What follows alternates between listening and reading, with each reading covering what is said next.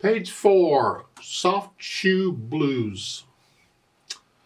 Well, let's look this piece over. I have a particular approach I use when learning a new piece of music, and that's the approach I use in these videos. It's 2 pages long, treble and bass clef, no sharps or flats in the key signature. We're in the key of C major. Go ahead and do the C major scale if you're doing scales. He uses a lot of jazz scales. I don't teach the jazz scales, but at least do the C major scale. A 4/4 time signature. We got accidentals all over the place. So let's take a look at this one hand at a time and make sure we sort of understand what's going on.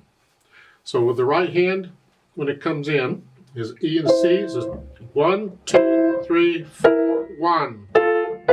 That's about it. Measure 5. Just thumb comes down.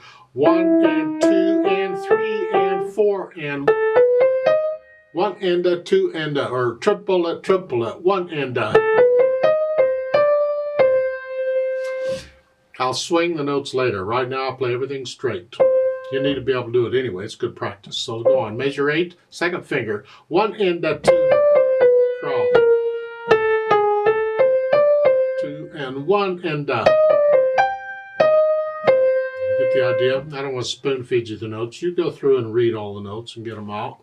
Worked out as best you can. Fingering in the book is fine. I can always change fingerings to something else, but this works okay. Couple little challenging spots here. You can put this just in case you're having problems. Take a look at measure 25 and measure 26. In the right hand you have here in the chords. Measure 26, you're going on up. Okay, what I do when I get this sort of thing is I hold my hand in that position of the chord and I aim one finger. That's usually the melody finger. I can't tell where the melody is here, so any finger. You should be able to aim any finger. So if I concentrate on the thumb, starting at measure 25, is here and then here, measure 26, here, I can just, the hand just stays in that position. The other fingers should behave themselves. So it's here. So I'm concentrating on a thumb, measure 26. I'm just focusing on one finger, and I'm holding that hand. The problem with this technique is you'll get tense because you want to hold your hand that spot you don't want to move. But if you'll flex at the wrist, there's our staccato, bum, bum, bum. Here, this will help keep you relaxed. Because you can't be really tense and all and flex at the wrist at the same time. It doesn't work. So flex at the wrist on these. Just aim one finger, see if that helps. I use that technique a lot. It helps me. You should be able to aim any finger. You can practice with any finger. And or any finger and then let the others go along for the ride. It's okay. Now, again, be careful on these accidentals. Remember, the rule for accidental is it's only good for that point on for the rest of that measure. That measure only. It's like in measures 19 and 20. The E flats, and the measure 20, the half note, that's an E natural. Because the flats before don't apply anymore. Same thing with measures 22 and 23. You have an E flat, but measure 22, you don't get E flats originally. Then you get an E flat. So make sure these accidentals are correct. I mean, it'll sound fine. The problem is, with the harmony and all going on, lots of things can sound fine that aren't. So you have to double check the notes very carefully. In the left hand, you have a pickup beat. We're going in on beat 4. 4 and a 1. 1 and 2. 4, reach down. That's about it. Now measure 7 on these. Don't like using the thumb for all of those, but in some cases it seems to work okay, and in this case it does, although this is sort of a fast piece. If I can, I like to have the second finger help out, so maybe I could have the second finger at least play the G. Then I got to do a here for the chord, but that's okay.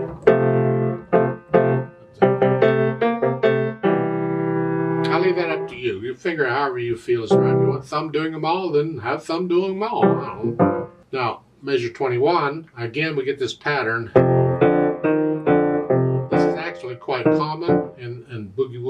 jazz and so forth. And I do use a 2 on the first one here, so thumb doesn't do it all. So I use a 2 on the C on measures 21 or 22. Okay, and then you can come down. Put the hands together. We're here.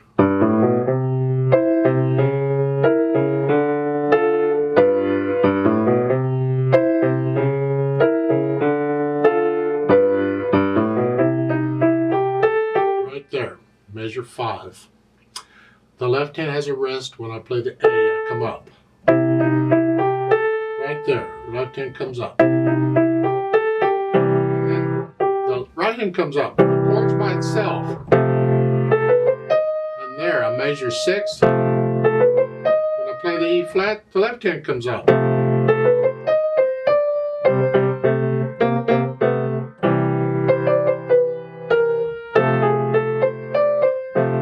Now on measure 9, you get dotted half notes. You keep the left hand down. There, left hand comes up. Make sure you're lifting up for the rest. It's important. Anyway, you go through and put the hands together as slow as you need to go, and then go back through it a few hundred times to get rid of the hesitations. So it's a steady beat. Keep it slow is fine, but no hesitations. And then once I have that, then I think about the articulation. These slurs and staccatos, you're going to connect this, and the right hand you're just playing these, nothing there. Measure 5 here. Just, I'm hinging at the wrist here. I'm on the key and I'm bouncing off. Measure 9, staccatos in the right hand. Again, hinging at the wrist.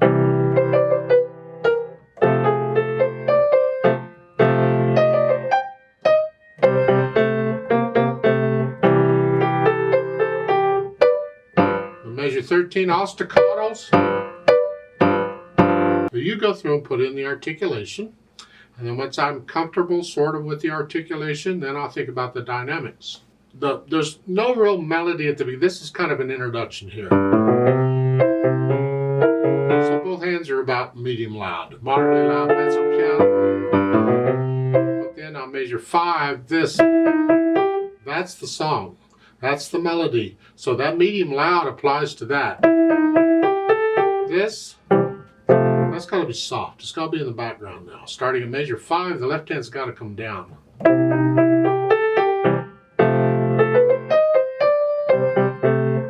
See, on measure 7, when I'm doing this, I want to hear that. Don't drown it out.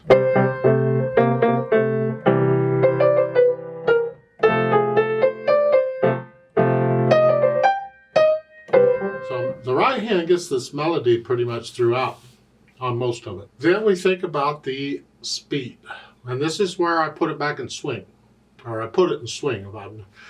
Swing, they give an idea up there that's not total, but that's how they notate it. That's not exactly accurate. You swing the counting.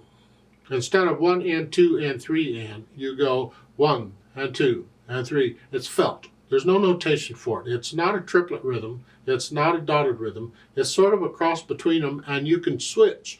I mean, the short notes are not always going to be the same shortness because you're feeling it. So here, 1 and 2 and 1 and 2 and 3. See, that makes these eighth notes there at the beginning shorter than normal, because if I go straight, 1 and 2 and 3 and 4 and 1. But if I swing it, 1 and 2 and 3 and 4 and 1. This way it kind of blends into the triplets pretty nicely because it's close to a triplet. It's just not exact. And that's fine. Measure 4 is here.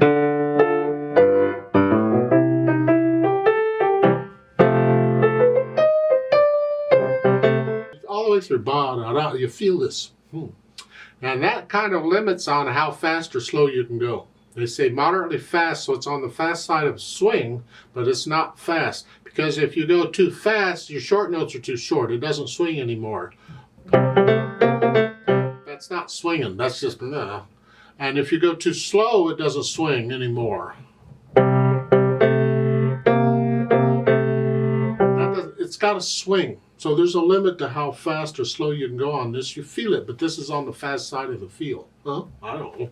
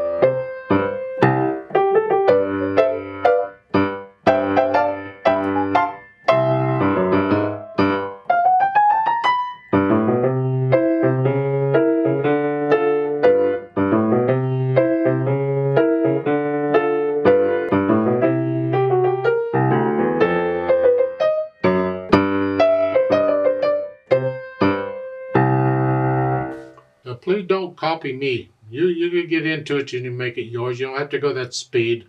I wouldn't go any faster. You want to go a little slower, that's fine. I tend to play things a little on the fast side anyways. Just take it nice, slow, and easy. The problem is it says moderately fast, and so I take it on the fast side of the moderate. So, now the road map, in case you're confused on where you go in, because it's just not straight through. You go all the way down at the page 5 to the end of the fourth line, and you have a DS all coda. The DS sends you back to the sign, and the sign is at the beginning there on page 4. It's after the pickup measure.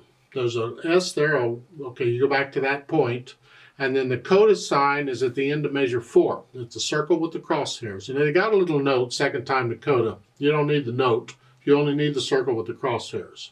And when you get to that point, you immediately jump down to the coda, which is the last line on page 5, and you play it, the rest of it, finish it. So it's actually a little over a line longer than it looks because of the DSL coda. Let's play this together very slowly to double check the notes and the rhythms. You should play the same notes I'm playing at the same time. I'm not going to do any dynamics, but I am going to swing the eighth notes. 1 and 2. And we're just going to go slow. It'll sound a little funny, but all we're doing is checking notes and rhythms. I'll do the staccatos too. So I'll give us 3 counts. 1, ready, and go, and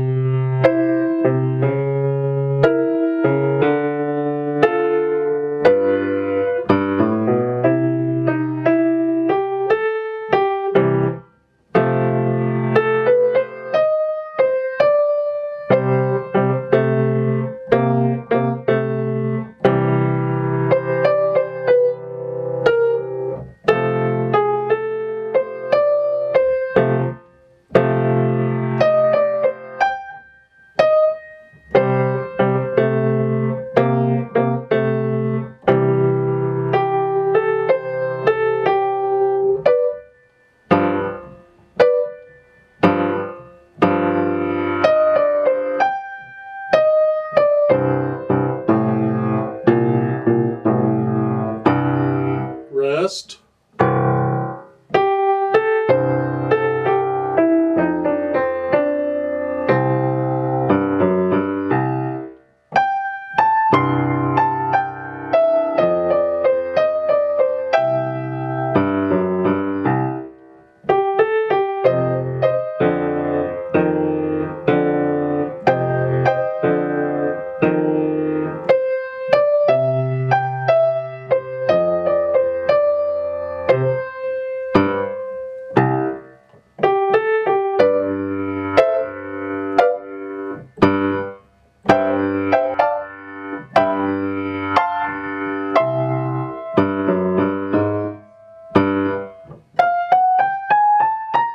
To the side.